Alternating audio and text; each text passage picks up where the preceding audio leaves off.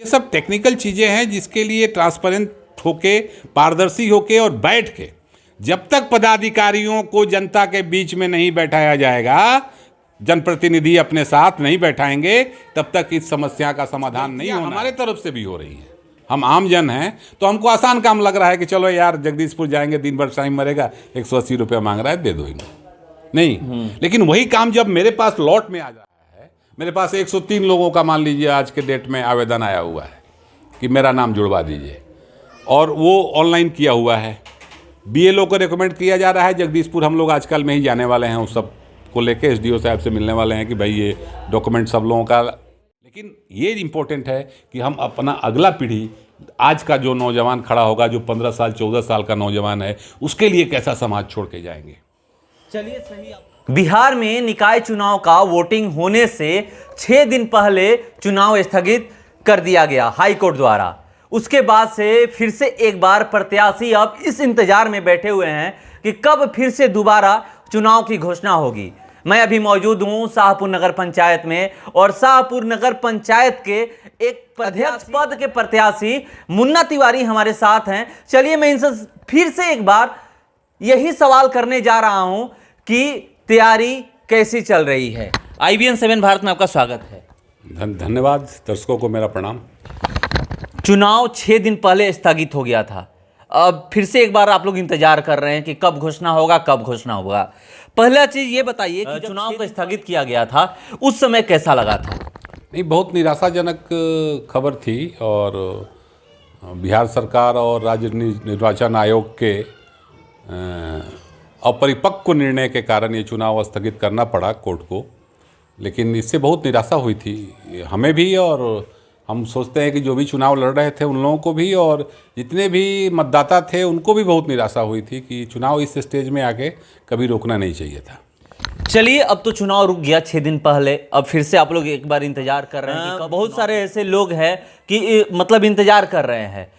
आप कैसे तैयारी कर रहे हैं? क्या पहले जो तैयारियां थी वही है, फिर आप भी इंतजार कर रहे हैं कि जब चुनाव का घोषणा होगा? जाऊंगा नहीं, ऐसा नहीं है। लोगों के साथ, लोगों के बीच में, तो चूँकि एक बार जब निर्णय करता है आदमी कि भाई अपने जीवन को सार्वजनिक करना है, तो फिर एक बार जनता से जब जुड़ाव हो जाता है तो आप चाह के भी अलग नहीं हो सकते हैं लोगों से।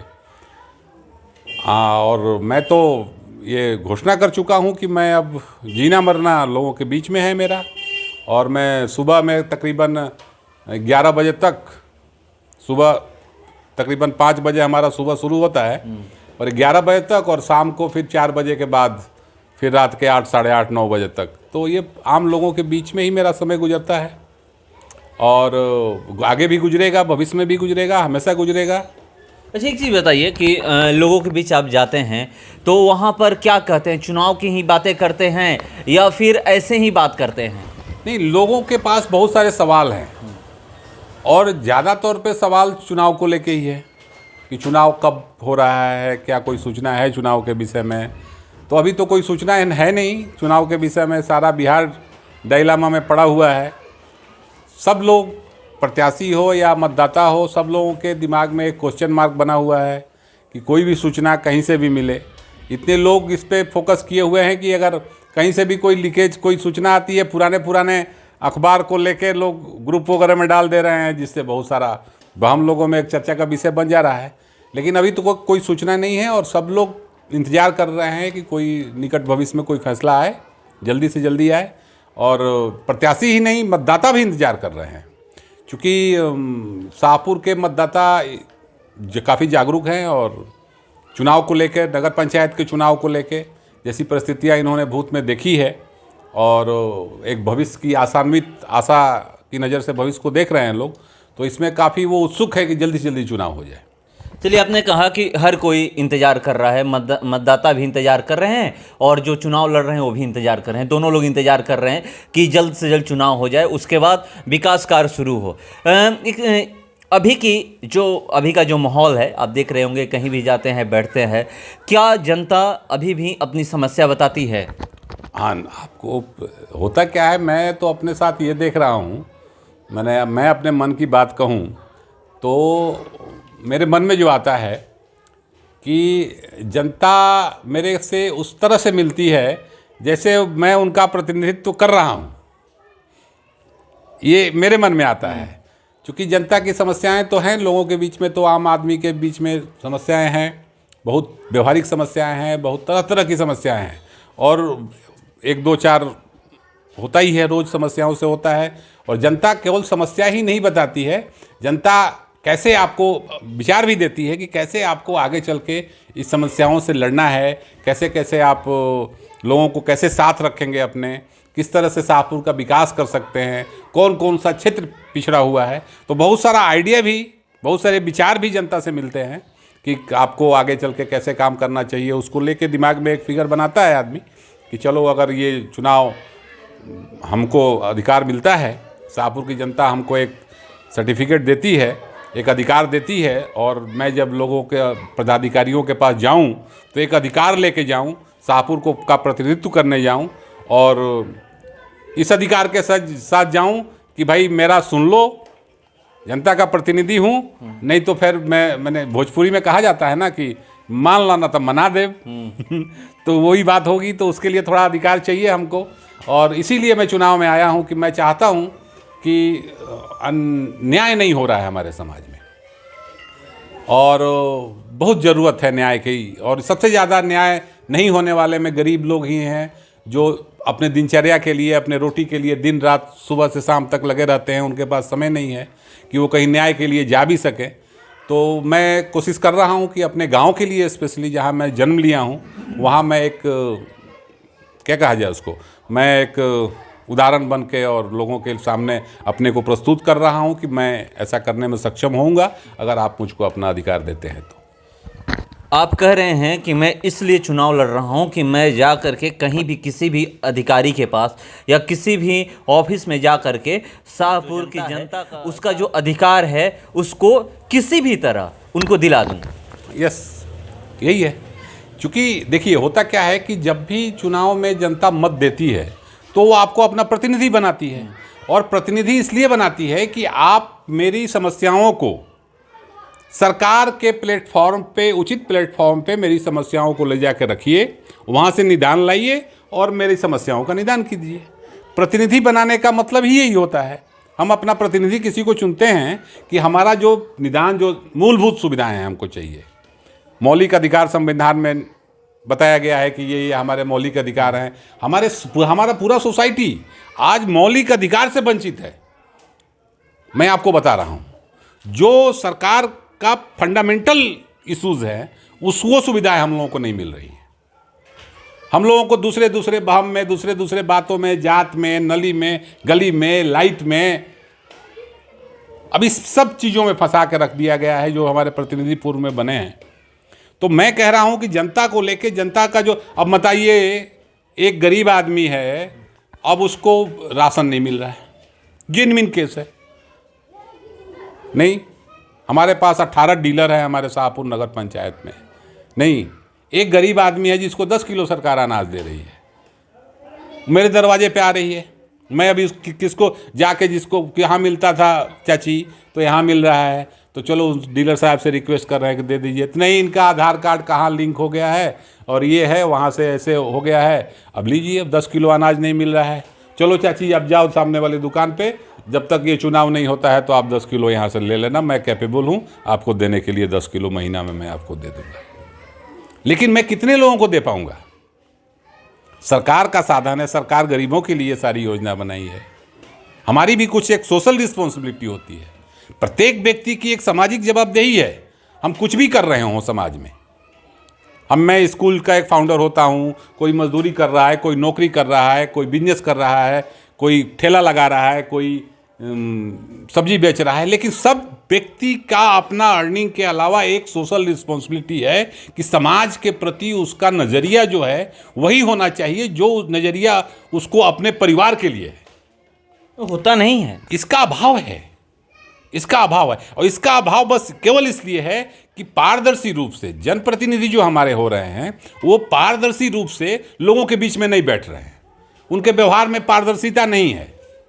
वोट लेने के लिए तो वो कुछ भी करने को तैयार हैं, कुछ भी अनुबंध करने को तैयार है, कुछ भी बोलने के लिए तैयार हैं। क्योंकि जानते हैं कि जनता एक बार वोट दे देती है, उसके बाद उदासीन हो जाती है। और जनप्रतिनिधि का काम तब, अब देखिए, मैं चुनाव रुक गया तो मैं सोचा कि भाई चुनाव रुक गया तो इस बीच में अब कैसे जनता से, तो कितने लोगों का राशन कार्ड आज भी नहीं बना हुआ है, कितने लोगों का आयुष्मान कार्ड नहीं बना हुआ है, कितने लोगों का ई श्रम कार्ड नहीं बना हुआ है गांव में, कितने लोगों को वृद्धा पेंशन नहीं मिल रहा है, कितने लोगों को क्या बोलते हैं उसको, विकलांग पेंशन नहीं मिल रहा है। बहुत सारी सरकार की योजनाएं हैं। अनाज वाला मामला तो हमको लगता है कि हमारे गांव में 18 डीलर लोग हैं, 18 डीलर के पास 10-5 केस ऐसे हैं कि जिनका आधार कार्ड कहीं दूसरे जगह लिंक हो गया, दूसरे जगह उठा ले रहा है सब। तो थोड़ा सा मैं उन लोगों से भी रिक्वेस्ट करूंगा कि सोशल रिस्पॉन्स, सामाजिक जवाबदेही के तरफ आप लोग भी थोड़ा सा उनको जोड़ के उनसे रिक्वेस्ट कीजिए कि भाई मत करो, गरीब आदमी है, कहीं उसका अनाज उठा लेते हो तुम एक वो आधार कार्ड लिंक करने के चलते। तो ये सब काम नहीं हुआ है। तो मैंने एक आदमी को, मेरे मित्र हैं, मैंने उनको कहा कि भाई ये सब काम हम लोग किया जाए।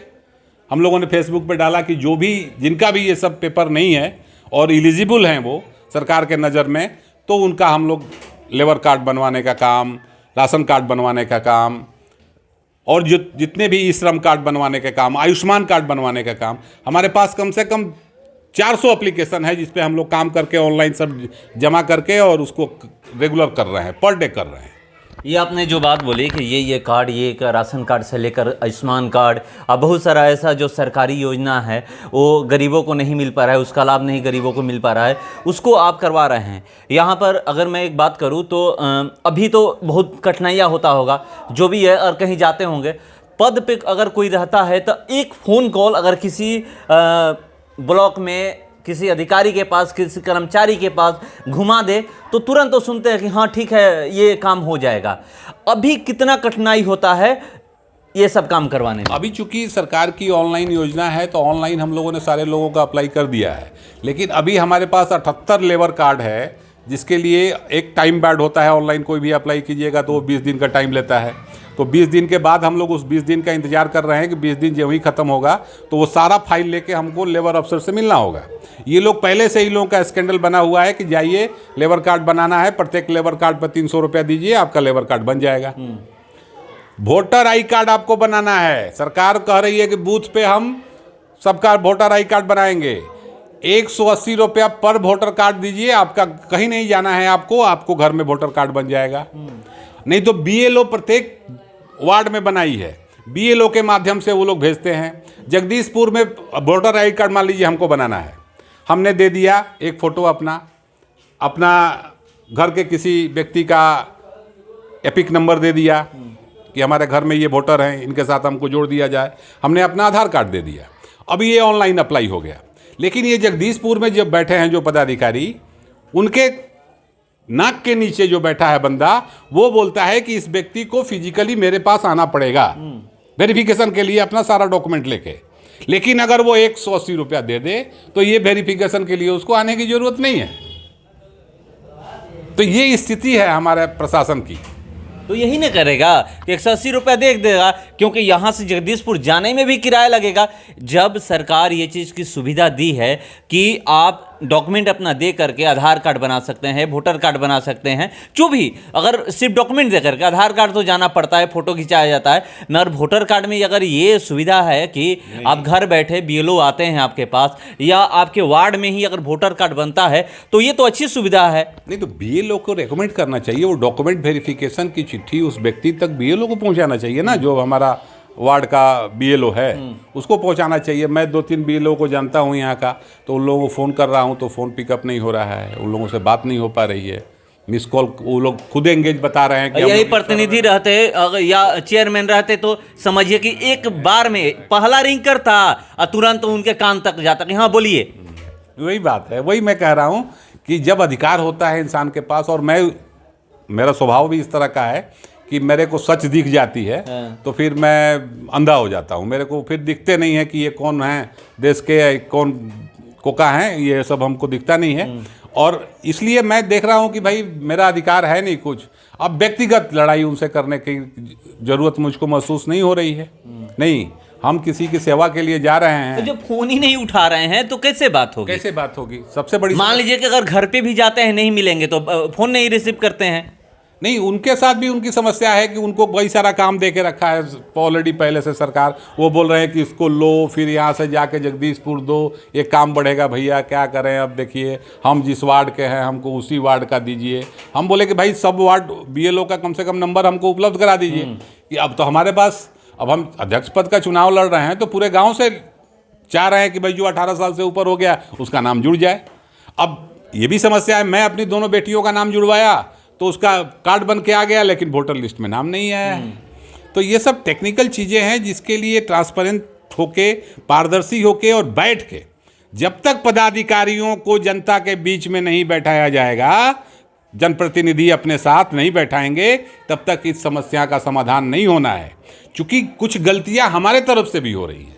हम आम जन हैं तो हमको आसान काम लग रहा है कि चलो यार जगदीशपुर जाएंगे, दिन भर टाइम मरेगा, 180 रुपये मांग रहा है, दे दो इन्हें।